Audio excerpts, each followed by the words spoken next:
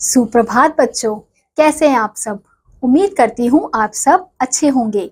तो बच्चों, पिछली कक्षा में हमने पढ़ा था सर्वनाम के शब्दों के बारे में। आज की कक्षा में हम पढ़ने वाले हैं अध्याय नंबर 8, जिसका शीर्षक है विशेषण। देखिए, पढ़िए और समझिए। तो बच्चों, हमें यहाँ पे कुछ चित्र दिए गए हैं जिनके नीचे कुछ वाक्य लिखे हैं, जैसे फूलों पर रंग बिरंगी तितलियां मंडरा रही हैं। अगला है, रोहित ने 6 केले खरीदे हैं, बाल्टी में थोड़ा पानी है। तो ये जो रंग बिरंगी 6 और थोड़ा, इससे क्या प्रकट हो रहा है? इससे प्रकट हो रहा है इन वस्तुओं, इन चीजों की विशेषताएं प्रकट हो रही हैं। तो उपयुक्त वाक्यों में रंगीन छपे शब्द, रंग बिरंगी 6, थोड़ा, अपने साथ आए संज्ञा शब्दों क्रमशः तितलियां, केले तथा पानी की विशेषता, संख्या तथा मात्रा बता रहे हैं। व्याकरण में विशेषता बताने वाले शब्दों को विशेषण कहा जाता है। इस प्रकार हम कह सकते हैं कि जो शब्द संज्ञा तथा सर्वनाम की विशेषता बताते हैं उन्हें विशेषण कहते हैं। यानी कि जिन शब्दों से क्या बताया जाता है, संज्ञा और सर्वनाम की विशेषता बताई जाती है, उन शब्दों को व्याकरण में क्या कहा जाता है? उन शब्दों को व्याकरण में विशेषण कहा जाता है। अब हम पढ़ेंगे विशेषण के भेद। विशेषण के निम्नलिखित 4 भेद हैं। कौन कौन से? पहला है गुणवाचक विशेषण।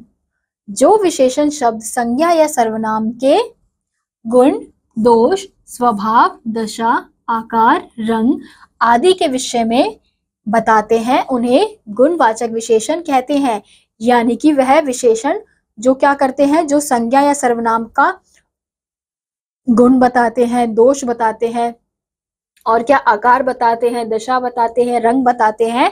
तो ये इस प्रकार की विशेषता अगर जो शब्द बताते हैं उन्हें क्या कहते हैं? उन्हें गुणवाचक विशेषण कहते हैं। जैसे यहाँ पे हमें दिया गया है गरीब, अमीर, अच्छा, हल्का, मोटा, पतला, नीला, पीला। तो ये क्या है? ये हमारे गुणवाचक विशेषण हैं। अब यहाँ पे एक वाक्य दिया है, रवि ईमानदार लड़का है। तो रवि कैसा है? ईमानदार। तो उसका क्या है? गुण। यहाँ पे गुण बताया जा रहा है, तो ये क्या है? गुणवाचक विशेषण। वह ठंडी कुल्फी है। तो यहाँ पे क्या बताया जा रहा है कि कुल्फी कैसी है? कुल्फी ठंडी है। तो ये क्या होगा?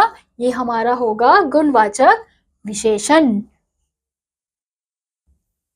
ऐसे ही अब अगला है परिमाणवाचक विशेषण। जो शब्द संज्ञा या सर्वनाम की मात्रा अथवा माप तोल का बोध कराते हैं, उन्हें परिमाणवाचक विशेषण कहते हैं। यानी कि वह शब्द जो क्या करते हैं, संज्ञा और सर्वनाम की मात्रा को बताते हैं, माप तोल को बताते हैं, तो उन शब्दों को हम परिमाणवाचक विशेषण कहते हैं।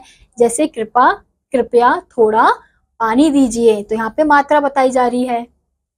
ऐसे ही 2 मीटर कपड़ा दे दो। तो यहाँ पे मापा जा रहा है। तो ये क्या होंगे? ये शब्द होंगे हमारे परिमाणवाचक विशेषण। ऐसे ही अगला है संख्यावाचक विशेषण। जो शब्द संज्ञा या सर्वनाम की संख्या का बोध कराते हैं, उन्हें संख्यावाचक विशेषण कहते हैं। 1, 2, 3, 4, पहला, दूसरा, तीसरा, ये क्या है हमारे? यह हमारे संख्यावाचक विशेषण है। क्यों? क्योंकि ये क्या बता रहे हैं? ये संज्ञा या सर्वनाम की संख्या को बताते हैं कि वह संख्या में कितने हैं। जैसे पहला बच्चा सीधा खड़ा है। तो पहला क्या बता रहा है? यानी कि पहला यानी कि जो पहले खड़ा है। एक बच्चा जो सबसे आगे खड़ा है, तो वो क्या है? वो हमारा संख्यावाचक विशेषण है। और यहाँ पे क्या है?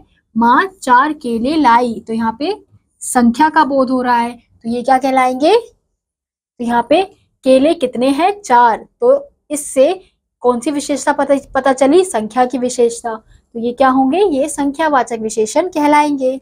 ऐसे ही अगला है सार्वनामिक विशेषण। जो शब्द किसी संज्ञा अथवा सर्वनाम शब्द की ओर संकेत करते हैं उन्हें सार्वनामिक विशेषण अथवा संकेतवाचक विशेषण कहते हैं।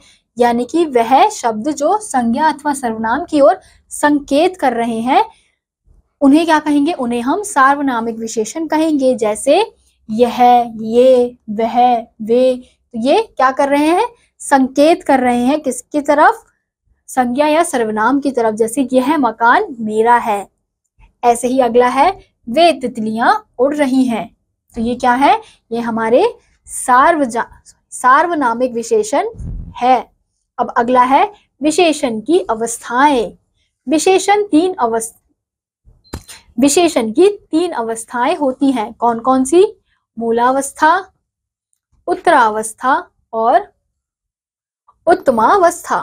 तो सबसे पहले हम पढ़ेंगे मूलावस्था के बारे में। जब विशेषण के द्वारा किसी की तुलना नहीं होती बल्कि विशेषण अपने मूल रूप में प्रयोग होता है, तब उसे विशेषण की मूल अवस्था कहते हैं। यानी कि जिस वाक्य में विशेषण के द्वारा किसी की तुलना नहीं की जा रही तो उन विशेषणों को क्या कहते हैं, मूल अवस्था कहते हैं। यानी कि जो विशेषण है वो अपनी मूल अवस्था में होता है।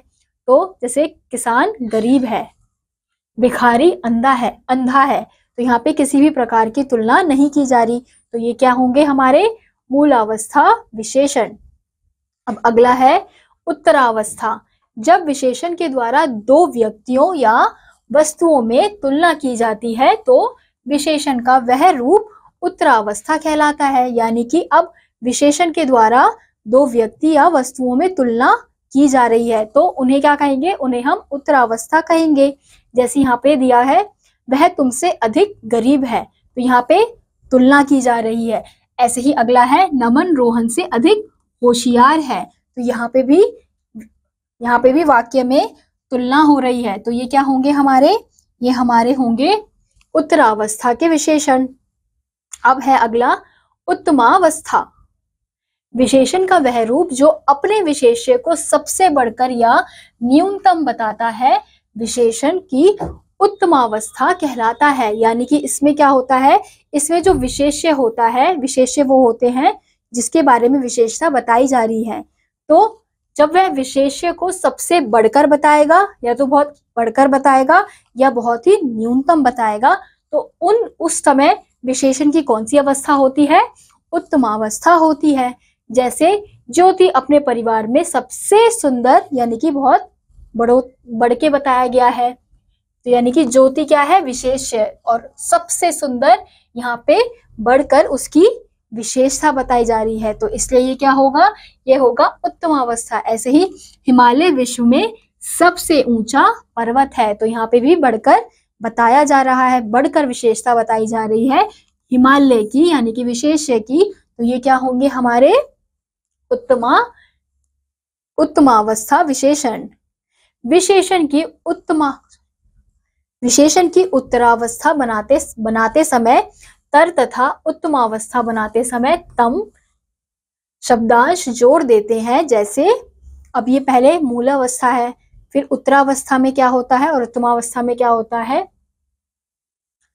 प्रिय, प्रियतर, उत्तरावस्था, प्रियतम, उत्तमावस्था। ऐसे ही विशाल, विशालतर, विशालतम, उच्च, उच्चतर, उच्चतम, शीघ्र, शीघ्रतर, शीघ्रतम। अगला है तीव्र, तीव्रतर, तीव्रतम, निकट, निकटतर, निकटतम, श्रेष्ठ, श्रेष्ठतर, श्रेष्ठतम, सुंदर, सुंदरतर, सुंदरतम। तो हमने यहाँ पे देखा कि कैसे मूल अवस्था से उत्तरावस्था बनाने के लिए तर का प्रयोग किया गया, फिर उत्तरावस्था से उत्तमावस्था बनाने के लिए तम का प्रयोग किया गया। अब यहाँ पे हम देखते हैं कुछ विशेषणों से पहले अधिक व सबसे अधिक लगाकर भी अन्य अवस्थाएं बनाते हैं। जैसे अब मूलावस्था क्या है, अच्छा, उत्तरावस्था अधिक अच्छा और उत्तमावस्था सबसे अधिक अच्छा। मूलावस्था लंबा, उत्तरावस्था अधिक लंबा और उत्तमावस्था सबसे अधिक लंबा। तो हमने देखा कि मूलावस्था में अधिक लगाकर उसे उत्तरावस्था बनाया गया, फिर उत्तरावस्था में सबसे अधिक लगाकर सबसे अधिक लगाकर उसे उत्तम अवस्था में बदला गया। तो बच्चों हमने सीखा जो शब्द संज्ञा या सर्वनाम की विशेषता बताते हैं उन्हें क्या कहा जाता, वो क्या कहलाते हैं, वो विशेषण कहलाते हैं। विशेषण जिन शब्दों की विशेषता बताते हैं वे विशेष्य कहलाते हैं, यानी कि विशेषण जिन शब्दों की, यानी कि जो सर्वनाम और संज्ञा है उनकी विशेषता बताते हैं तो वो क्या कहलाते हैं, वो शब्द विशेष्य शब्द कहलाते हैं। विशेषण के 4 भेद हैं, कौन कौन से, गुणवाचक, परिमाणवाचक, संख्यावाचक तथा सार्वनामिक विशेषण। अगला है विशेषण की 3 अवस्थाएं हैं, कौन कौन सी, मूलावस्था, उत्तरावस्था तथा उत्तमा अवस्था। इसी के साथ आज का ये अध्याय यहीं समाप्त होता है। उम्मीद करती हूँ आपको ये अध्याय समझ आया होगा। मैं आपसे मिलूंगी अगली वीडियो में, तब तक के लिए नमस्कार।